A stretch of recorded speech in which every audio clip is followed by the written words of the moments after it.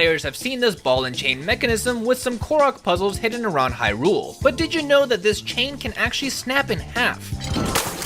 Weird part about this is this only happens when enough force is put on the chain, and the chain doesn't simply disappear immediately, it actually does snap in half. Until it touches solid ground at least, then the connecting chain will disappear fully. When something is cooked or frozen, they actually have different skin properties. Shooting a normal or ancient arrow into a piece of raw or cooked meat will puncture it as you think it should.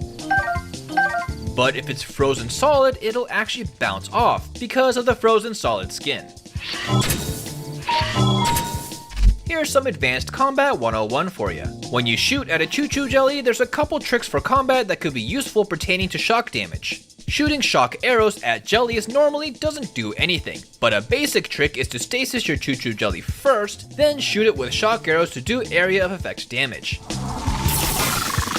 But that's not the only way to trigger this. If the choo-choo jelly switches elements during bullet time by shooting next to it, there's about a second or so that it can't be destroyed. So again, with the shock arrow you can use this to conduct electricity.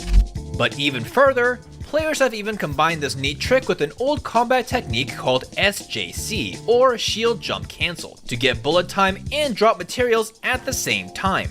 For players who haven't dived into advanced combat, shield jump cancels have led to players finding some really neat combinations, such as shooting a spicy pepper or sunshroom with a fire arrow to updraft right out of an SJC. Or, the fanciest of them all, throw a boomerang, SJC, and drop a flint and pepper together to have the boomerang hit the flint, light the pepper, and send you sky high. If you want to learn about this trick, there's a bookmark to my combat glossary in the